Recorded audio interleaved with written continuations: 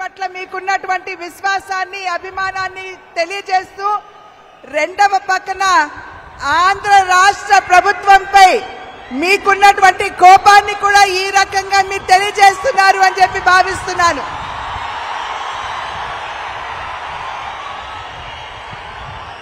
साथियों, आंध्र के युवा के सामर्थ्य को और बढ़ाने के लिए हम राज्य को देश का बड़ा एजुकेशन हब बना रहे हैं। यहां गुंटूर में NIDM,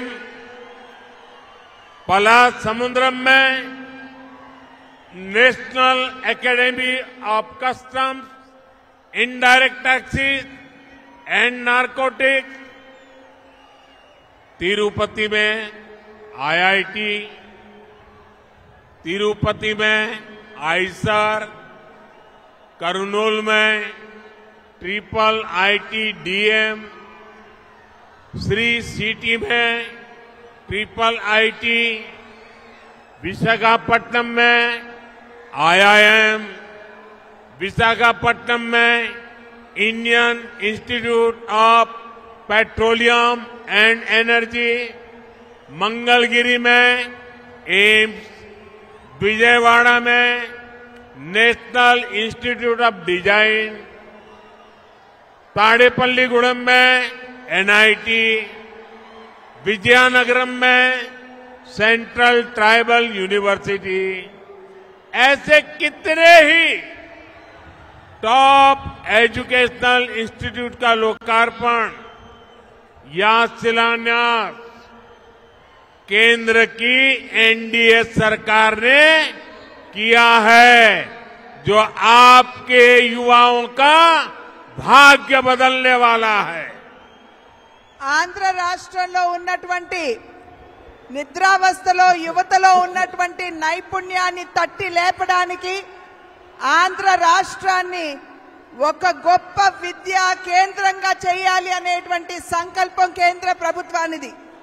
దానిలో అంతర్భాగంగానే గుంటూరులో NIDM, పాలసముద్రంలో national academy of customs and indirect taxes, తిరుపతిలో IIT, కర్నూలులో IIIT, శ్రీ సిటీలో IIIT, విశాఖపట్నంలో IIM, విశాఖపట్నంలో Indian institute of petroleum and energy, మంగళగిరిలో ఎయిమ్స్, విజయవాడలో నేషనల్ ఇన్స్టిట్యూట్ ఆఫ్ డిజైన్, తాడేపల్లిగూడెంలో నేషనల్ ఇన్స్టిట్యూట్ ఆఫ్ టెక్నాలజీ, విజయనగరంలో సెంట్రల్ ట్రైబల్ యూనివర్సిటీ, ఇవన్నీ కూడా చాలా చాలా ప్రధానమైనటువంటి కేంద్ర విద్యా సంస్థలు.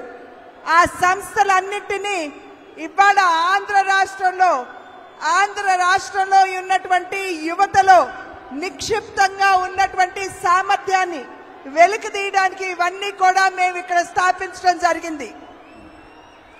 साथियों, NDA में हम सबको साथ लेकर चलते हैं, लेकिन दूसरी ओर कांग्रेस पार्टी है जिसका एक ही एजेंडा है, गठबंधन के लोगों को यूज एंड थ्रो करना।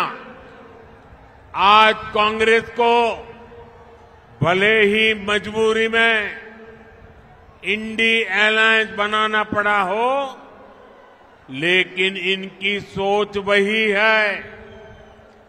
आप देखिए, लेफ्ट और कांग्रेस केरला में एक दूसरे को क्या कहते हैं, बंगाल में TMC और लेफ्ट एक दूसरे के लिए क्या क्या बोलते हैं, पंजाब में कांग्रेस और आप एक दूसरे के लिए कैसी भाषा बोलते हैं। जो लोग चुनाव से पहले अपने फायदे के लिए ऐसे लड़ते हो, ऐसे झगड़ते हो, वो चुनाव के बाद क्या करेंगे ये आप इसका अंदाजा लगा सकते हैं। ఎన్డీఏ కూటమి ఏదైతే ఉన్నదో ప్రతి ఒక్క ఎన్డీఏ భాగస్వామిని కలుపుకుని ముందుకు వెళ్లడంలోనే విశ్వాసాన్ని ప్రదర్శిస్తుంది. కానీ ఏదైతే ఇప్పుడు మనం ముందు చూస్తున్నామో, మన ముందుకు వచ్చినటువంటి ఇండియా కూటమి ఏదైతే మనం చూస్తున్నామో, ఆ కూటమిలో ఉన్నటువంటి వారందరూ కూడా ఒకరినొకరిని ఉపయోగించుకుని కేవలం అంతవరకే పరిమితం చేస్తూ యూజ్ అండ్ త్రో అంటే వాడి ఆ తర్వాత విసురు వేయడం మీదే వారి దృష్టి అంతా కేంద్రీకృతమై ఉంటుంది అని చెప్పి మనం అందరం కూడా గమనించాలి.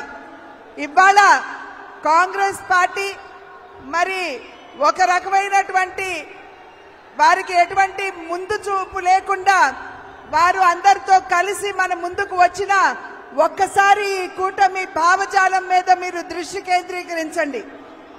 కేరళలో లెఫ్ట్ కావచ్చు, కాంగ్రెస్ కావచ్చు, ఒకరినొకరు ఏ విధంగా తిట్టుకుంటారో ఆడిపోసుకుంటారో ఒక్కసారి గమనించండి. అదేవిధంగా బెంగాల్లో, వెస్ట్ బెంగాల్లో తృణమూల్ కాంగ్రెస్ మరియు లెఫ్ట్ ఒకరినొకరిని ఏ విధంగా దూషించుకుంటారో ఒక్కసారి ఆలోచించండి. అదేవిధంగా పంజాబ్లో కాంగ్రెస్ పార్టీ, ఆప్ ఈ రెండు పార్టీలు కూడా ఒకరినొకరు ఏ విధంగా దూషించుకుంటారో ఒక్కసారి మీరందరూ కూడా గమనించాలి. అంటే కేవలం తమ యొక్క స్వలాభం, వారి యొక్క స్వార్థం తప్పించి దేశ ప్రయోజనాలు వారి దృష్టిలో లేనటువంటి సందర్భంలో వారు ఏ రకంగా ముందుకు వస్తారు, ఏ రకమైనటువంటి పాలనని దేశానికి అందివ్వగలరో ఒక్కసారి మీరందరూ ఆలోచించండి.